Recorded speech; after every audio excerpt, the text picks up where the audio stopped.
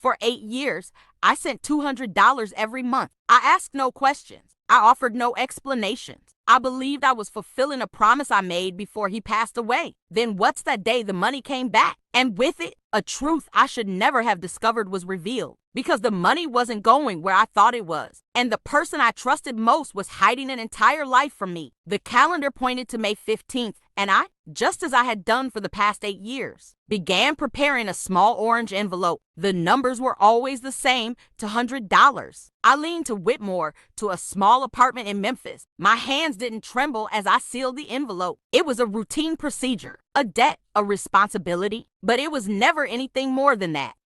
My name is Sarah Mitchell, and I am one of those women, quiet, hardworking, often unnoticed. Until 8 years ago, I was David Mitchell's wife. Our 12-year marriage had become less of a love story and more of a routine life pattern. Morning coffee, evening dinner, weekend movies, New Year's Eve party. Nothing was exciting. Nothing was heavy. It simply existed. Then, on the morning of the 7th day, David couldn't go to work. He had surgery, a simple routine operation. The doctor said heart bypass. He had undergone facial reconstructive surgery. He waited in the hospital that day. I read in a magazine. David would be discharged, come home, rest for a week, and then return to his normal life. That night was my call. His body couldn't fight off an unexpected infection. Even if he hadn't seen Emmy Bay, I had no ability to tell the lineage, but as far as the doctor was concerned, there were chest cavity complications, and David's warm hands were now cold and stiff. Within a month of the funeral, Eileen Whitmore came to my door, an old, faded woman in thin clothes. Her face was pale, not loving. I didn't fully understand it at the time. I only knew she was David's mother, and that was reason enough then. David sent me money every month, she said, sitting in our living room, holding her tea untouched. To $100 every month. There was a debt on the drug exchange, you understand? I ran into someone on the road. I noticed she was crying, but the tears were unusually quick and controlled. Am I going to go back to his house and tell him in hell? I didn't quite understand what she said. My relationship with David's mother had never been close, distant, communicative, and one of preferred coolness. But I think of that moment to women, one dead and the other slightly poisoned, making a silent pact over a cup of tea. I'll keep sending them, I said. I still don't know why I said it. Maybe it's David's thing. Maybe it was what he was supposed to do. Or maybe it was just that seeing another person's pain paralyzed me, and that was the first thing I said. From that day forward, for 8 years, there was one payment I never missed. On the first day of each month, an orange envelope, $200, a stamp, and a trip from Miami to Memphis. I think about the rest of my life, work, home, friends, romances. None of it lasted. But this orange envelope for 8 years never failed. Then, one Tuesday, something strange happened. The post office clerk, usually quiet, handed back the orange envelope. The address has been changed, he said. There's a new address, but it's not perfect. It's not going to a good place. I'd never heard of this before. Where had Eileen gone? There had been months of no contact. Had the mother of the man I'd promised myself to disappeared into oblivion, now living a life with no address? In Memphis records, Eileen, there was a real bottleneck for Whitmore. Admission to a hospital's emergency, department after a sociological, paper on insomnia. Resources were limited. He had no address. But there was a block, Metropolitan Care Home, and there, her name was emphatically written, Eileen Whitmore, room for 112. I took time off from the company I worked for. I had a plane ticket from Miami to Memphis. I didn't say anything about David's mother. I just wanted to seem like it. Some debts can't be paid with money. The Metropolitan Nursing Home was a building that had seen better days. The walls were a distinctive gray-blue color common in public institutions. The hallway smelled of a mixture of antiseptic and old age soup. The nursing home staff didn't let me in without asking, as if my presence there was expected. Room for 112 was at the end of the corridor. I knocked gently on the door. "Come in," a faint voice said. Eileen was sitting up in bed. She was so changed that she was hardly recognizable from the thin woman who had been at my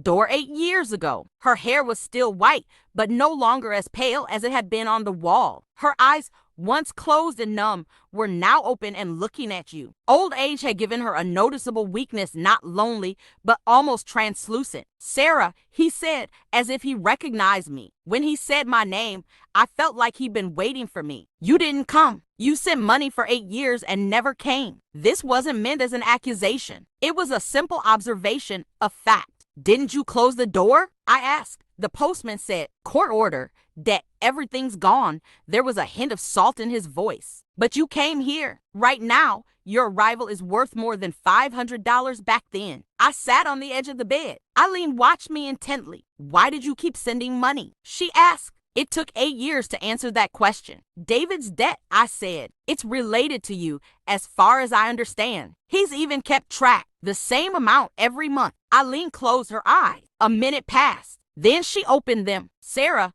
I need to tell you something, she said. I should have told you sooner. 8 years ago, perhaps. My heart started racing. Her voice changed. In her voice, perhaps for the first time, there was Eileen. There was something real about Whitmore, fear, regret, or both. The reason David sent money wasn't because of my mad debt, he said. It used to be, but at some point, it became something else. I looked at her. The whole truth would be told to me 8 years later in a nursing home room. And that truth would by no means begin with a simple question I had asked. Eileen said, her hands untangling and her voice trembling, visited me from time to time in his later years when things weren't going very well for him. And he never told you. She started pulling at her hair, a tense movement. There was a huge debt back then, but it wasn't the substance. It was worse.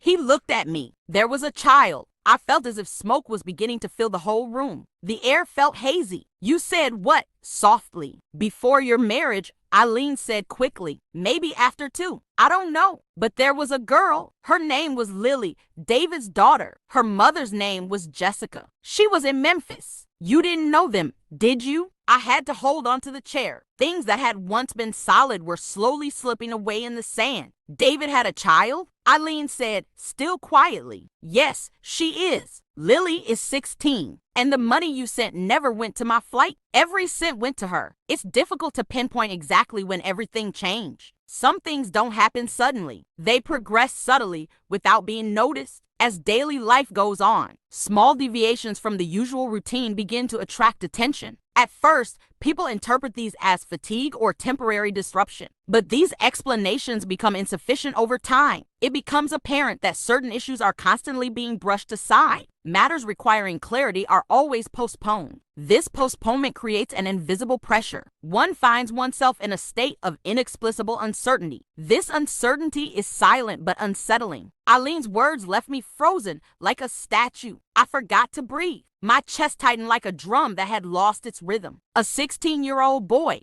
David's child, a child I didn't know. Every penny I sent for 8 years had fed a hidden carrier of life, David's proof of another life. When? I asked. My voice sounded strange to my own ears. So sweet, so controlled. I had to control myself when things like that were said, or I would fall apart. Not 8 years, said Eileen, longer. David was 19 when Lily was born. When he met you, Lily was already 3 years old. At the beginning of our marriage, for all those simple years, it was as if that child had already existed, continuing to live in Memphis with something else, with another woman. Who is Jessica? I asked. I tried everything to avoid asking the question, but it made me want to get up and leave. All I could do was say her name. Love, Eileen said in a strange tone. At least that's what David would say. A young nurse. David met her at the clinic where he was a nurse. When Lily was born, David tried. He really tried, Sarah. He asked about marriage. But Jessica said she was in a relationship with someone else. It was a surprise. David is Lily's father,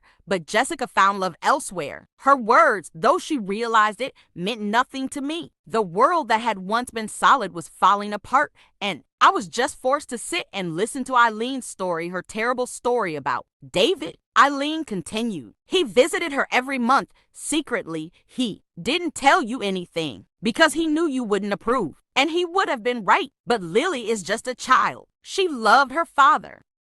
The portion David paid went to Jessica for the child's care, school, food, medicine. Medications? I heard that. Lily is sick. Eileen said, her voice trembling. She caught it from David. It's a genetic disease. Kidney problems. It's very expensive treatment. Jessica often couldn't afford it. David secretly paid for all the expenses for 12 years. Throughout my marriage, David was living another life, another child, another love, and these weren't things that should have been told to me. They were only told to me 8 years later, in a nursing home room by a dying woman. Why didn't you tell me? I asked. Her voice was very weak. Why didn't she tell me for 8 years? Eileen said, when his illness started, the doctor said there were 5 more years to go, maybe 6. At that time, David was anxious to tell you. And then he had surgery. While he was in the hospital, his plans changed. He wanted to tell you, but it was too late. I turned the corner of the room and looked out the window. The lights of Memphis gleamed in the distance, clinging indifferently. The outside was indifferent, while the inside was a cage. David was dead, and for 8 years, I had been supporting another of his children. This one without ever worrying about what was happening. Just sending orange envelopes. Sending money without asking. Where did Lily go? I asked then. Eileen looked at me with a very thoughtful expression. You need to come here, she said. After seeing you, I have something to tell you. Worry spread through my shoulders like a tremor. Lily? How does she know about me? She asked David. Eileen said quietly. She always asked, what is my father's wife? Why doesn't he visit her? Why doesn't he write to her? And David one day told you something simple about you. Something very simple, very innocent. And Lily has been investigating you ever since. It was past 10 o'clock. The nursing home had switched to evening staff. Eileen called a nurse and asked her to tell me where Lily was. The nurse gave her a strange look, but Eileen's order was clear. Room 201, 8th floor. Medical isolation. No one was allowed to talk about that room. My legs trembled as I stepped into the elevator. I was going to meet a 16-year-old boy, David's boy, a boy I didn't know. For the past 8 years, every time I sent him money, that boy had mentioned my existence. He had looked for me. He had waited. Room 201 was a quiet, dark room. The windows were covered with thick curtains. On the bed lay a very thin girl with a headscarf. Her hair had fallen out, perhaps the result of a medical procedure. But her eyes were open, and when she saw me, I knew I was looking into David's eyes. Sarah, he said in a very soft voice, you really came. He knew me, and I, for 8 years, didn't know him. I sat down on the edge of the bed. Lily slowly reached out and took my hand. Her hands were as light as the wings of a frozen bird. The illness had consumed her like a resource. My father never told you anything, Lily said. It wasn't an accusation, just a simple observation. Mom wanted him to tell you, but he said he didn't want to upset you. He loved you, but in a different way. What started with you changed after it started, and he wasn't brave enough to pay to tell you about the change. As she said this, Lily smiled. A sweet smile, painless, simply genuine. She was 16 and childhood was long gone. The money you sent, she said, gained life. I could go to a good school, doctor visits, medicine. My father said I should choose you. I should have come to live with you perhaps. But I didn't choose life with you either because it was someone else's choice. Lily's hands trembled in mine. But now I wanted to tell you, she continued, because I'm dying, Sarah. Kidney disease incurable. The doctor said 6 months, maybe less. And before I die, I wanted to get to know you, the woman my father chose. As time passes, the feeling that what happened wasn't a coincidence grows stronger. Small details begin to come together. Moments that were once disregarded are remembered. This remembrance brings with it an internal reckoning. And now, some questions can no longer be left unanswered. I sat there quietly, holding the hand of a 16-year-old boy, while the teacher gave me everything David's whole life, all his secrets, all his isolation. And he had to keep going. Lily opened a drawer and pulled out a notebook. Inside were David's writings, letters never sent. Each letter began with, Sarah, he said, if you knew Lily, perhaps you would understand this, but each letter ended after 20 pages. His handwriting became indistinct. In the last letter, David had said, perhaps I will never tell. Perhaps this is something I will carry. My father died 6 months later, Lily said. Didn't he tell you? No, I said. That day, he only said that surgery would be performed. I didn't ask about the outcome. Lily nodded. He was afraid of you. You knew he had every right to be afraid. Anger can be real. Betrayal can be real. But love was real too, Sarah. He loved you, just in a different way. After that, Lily started telling me about David's visits, what he said, how he sat and imagined what it would be like at your house, future plans, even though they never materialized. Lily knew David his true face, the face that wasn't hidden. My mother and I wanted to meet you, Lily said, but my father said it wasn't the right time. He said that if we came to live with you, it would all be bad. We had just built a new family success, and with us, it would create chaos. Maybe he'll be right. I don't know. Lily and I sat all night. She told stories about David's school successes, medical visits, fears. And at one point, Lily gave me a photograph. It was of David holding Lily in his arms. The child, 3 years old, with strands of hair, smiling. The father's eyes full of love. This photograph is of him for 8 years I didn't know. A photograph full of secrets. Lily, I said finally, why did you tell me this? Couldn't I have known nothing instead? Because, Lily said, her voice trembling, I'm dying. And I want to say what my father should have said. And because you, all these years, sent money for me, without knowing anything, you simply chose the option. The next morning, Eileen called me. Lily's illness had worsened overnight. The doctor said she only had a few days, maybe hours left. Lily wanted to see me one last time. I went to room 201. Lily could no longer speak, but her eyes were open and she found me. She reached out her hand and I took it. We sat there in silence. I sat there not for a father, but for a daughter. Proof of David's other life, a debt I never questioned. Lily left in the afternoon. The funeral was silent. Just me, Jessica, and Eileen.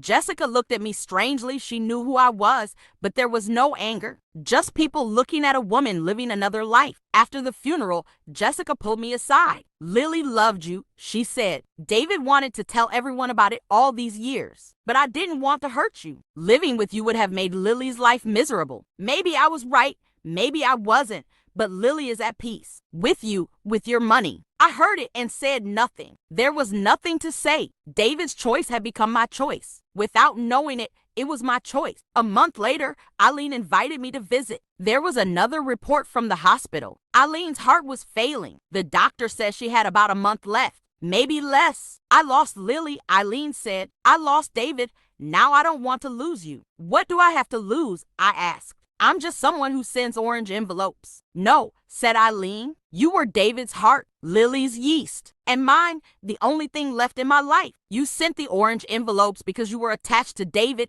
attached to him. Even without knowing it, Eileen also passed away 2 months later. All year later, I'm still sending out the orange envelopes. But now, to a different place, a memorial fund for the upkeep of David's grave. In Jessica's name, nothing ever went back to how it was. David's secret life is now a part of mine. The choice to live with Lily was my choice, unknowingly. And now, knowing, I'm repeating that choice. Once a week, I go to Memphis. I sit with Jessica. I talk about David. I talk about Lily.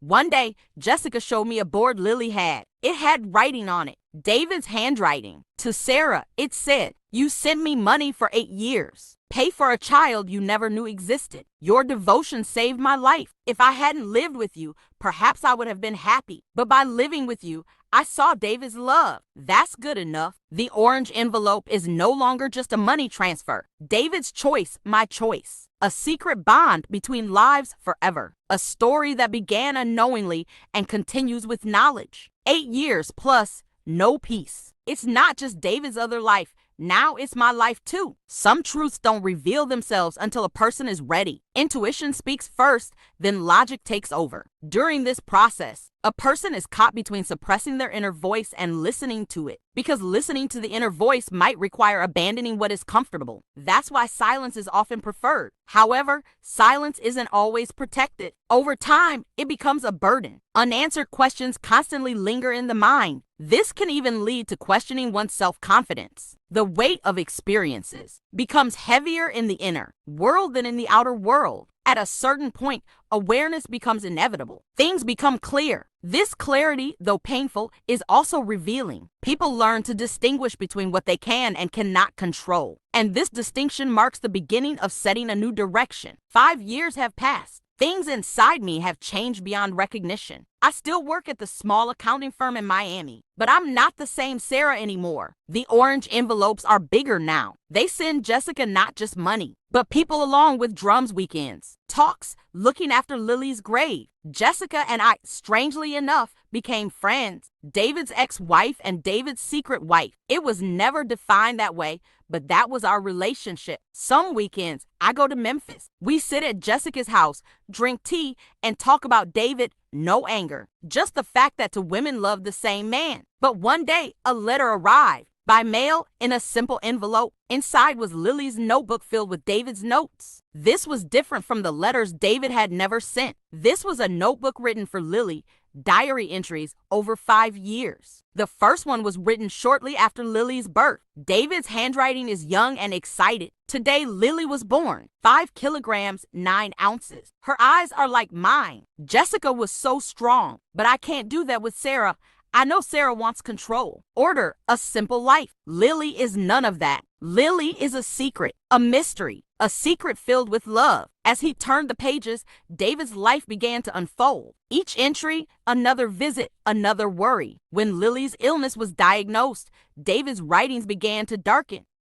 The doctor said it's kidney disease. It's genetic. From me, I've given my daughter this disease. Lily's life will be shortened. Maybe she won't live to see 30, maybe sooner. And Sarah doesn't know. Sarah will never know. Because if she knew, she would leave. Because I made a choice, and Sarah had no voice in that choice. Reading this, I cried. I understood that David's silence was not just a secret, but a punishment for his own choice. The last letter was written before his surgery. David's handwriting trembled. I'm having surgery, heart surgery. The statistics are good, but I know some people don't come back. If I don't come back, I should leave a letter to protect Sarah, but I can't do that because what I say will devastate her, and it will devastate Lily. Jessica and Lily won't be better off without Sarah, but Sarah will be better off without them. At least she'll carry that thought. I want to give her a life that knows nothing. The letter ended there, half finished, incomplete, just like David. Jessica, why did you send me this note? I asked. Because Jessica said on the phone, the time has come. Lily is gone. David is gone. Eileen is gone. It's just you and me left. And I wanted to overcome the thing that David was afraid of becoming. What thing? I asked. The truth, Jessica said. I want to tell you, not just the money and secrets, the whole truth. A week later, I went to Memphis. Jessica's house was filled with every item that had witnessed David's visits, photographs, notebooks, Lily's drawings. David's life was hidden, yet present within those walls. Jessica said as we drank our coffee in the living room. But it wasn't cheating, Alma, it was privacy, but not cheating. Explain the difference, I said. Deception, choice, Jessica said. A man choosing another woman. But David chose you. He chose me too, but at the wrong time, in the wrong way. If it hadn't started with you, he wouldn't be so miserable when he's with me. If he had made my choice, your life wouldn't be so empty. As I said this, Jessica handed me another of David's ledgers. This is the accounting book. Every visit, every payment, every medical expense. For 9 years. Lily's life in numbers all paid, all documented, all hidden. David wasn't an angel, Jessica said, but he wasn't a loser either. He lived 2 lives because he couldn't live the first one. He lied to 2 women because he didn't have the courage to tell the truth. But Lily loved both of us. Your money, my love. And she needed both. After hearing this, I sat silently. Jessica, why are you telling me this now? Why not while David is alive? I asked. Because David thought there was nothing he needed to say, Jessica said. He thought about it until the end of his life. But when he was dying, he told Lily everything. Lily told me everything. And I had to share it with you. Because you're part of this story too. Unconsciously, but you are. Then Jessica told me about Lily's last days. On the morning she died, Lily wrote me a letter. It was never sent. Jessica found it, read it, and waited to give it to me. Lily wrote, I'm dying, and my father knew it. But he won't share me with you. Because I know that if he introduced someone like me to you, his life would be ruined. But I'm happy. Happy for my father's love. Happy for my mother's love. And happy for the money you sent you. Because it meant attention. Even if you didn't know it, you showed attention. After reading the letter, I cried. I cried so much that Jessica hugged me. We two women cried, remembering a man who had lived a different life. Jessica asked, "Good question. What was I going to do now?" David's secrets had been revealed. Lily was gone. Eileen was gone. The orange envelopes meant nothing anymore. But a month later, Jessica gave me something else. David's will. David's will left all his possessions to Jessica and Lily, but in the end, there was money left over. Money and a note. The note was addressed to me. "Sarah, if you're reading this, I'm gone." He knows I'm dead, but he doesn't know how or why. He had no way of telling you. "Lily, I loved Jessica, but I loved you too. In a different way, but I loved you. And I wanted to tell you, but I couldn't because I knew that telling you would devastate you. Lily will recognize you. Tell Jessica. She'll understand. Use some money. Use it. Build yourself up. Reach out to someone else. You deserve it for paying for my privacy for 8 years. Forgive me, Sarah. Only if you forgive me can you forgive yourself. David." The amount of money is surprisingly large. $50,000. Enough money to start a new life. Jessica nodded when she saw this. "David finally gave it to you," she said. "Even if it was secretly, he did." The following year, I left the firm in Miami. I used David's money to open my own office, accounting, but a private accounting office for women in need, for hidden expenses, for women like Lily who had children. Jessica stayed in Memphis, but every month she called me. We continued to talk about David's life. There was no anger left, just the loyalty of a man surrounded by another girl.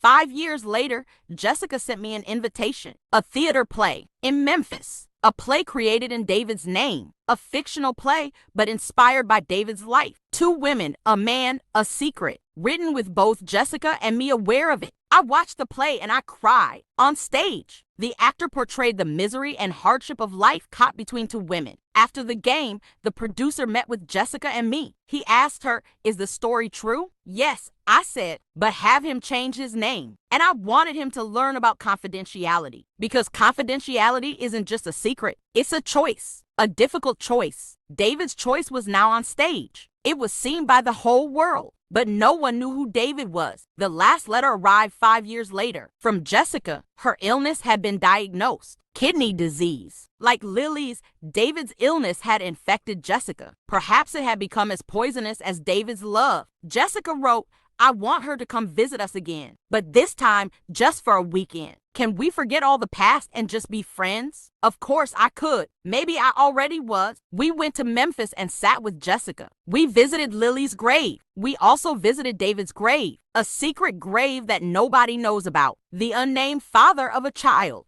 Jessica's last day was spent in my care, and on the morning she died, she left me a letter. "Sarah, thank you for all these years. You loved David, you loved Lily, you were able to love me. That's good enough." The orange envelope isn't going anywhere anymore, but every month I still go to Memphis. I like the notebook. I write the name, 3 names, David, Lily, Jessica, and I remember their choices, their privacy, their lives over 8 years. Sarah Mitchell is no longer just anyone. She is simply a woman who supports other lives, carries other choices, and keeps other secrets. An orange envelope, a white envelope, it's not an envelope at all now. It's simply the secret language of love.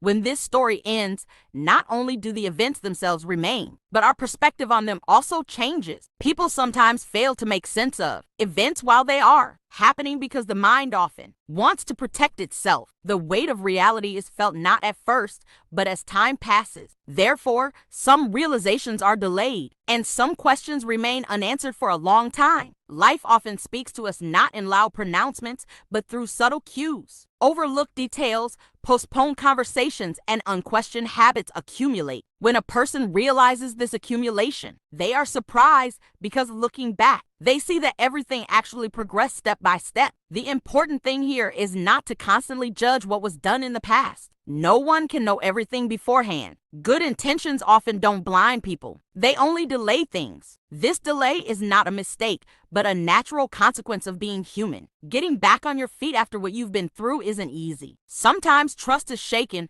sometimes the future becomes uncertain. But uncertainty is also a time for reshaping. It's in this environment that people begin to understand themselves more clearly. They better understand what they want, what they don't want, and where they need to stand. This story reminds us that even when you feel completely out of control, you still have choices. Sometimes these choices aren't big. They're small steps, like asking a question, looking at a document, or not postponing a conversation. But these small steps can change the course of your life. Seeking support during this process is important. Being alone doesn't mean you have to carry everything by yourself. Sharing makes things easier to understand and helps you realize that what's happening isn't unique to you. Life doesn't always return to how it was before, but that doesn't mean it will get worse. Sometimes a simpler, more cautious, and more conscious order prevails. This new order doesn't have to carry the burden of the past. What remains at the end of this story is not destruction, but transformation. People can move forward without denying or surrendering to their experiences. They can rediscover their own control over their lives. And this realization is the most solid step towards the future. Some stories don't have happy endings, but some leave you in a stronger place. And that's just as valuable as a happy ending.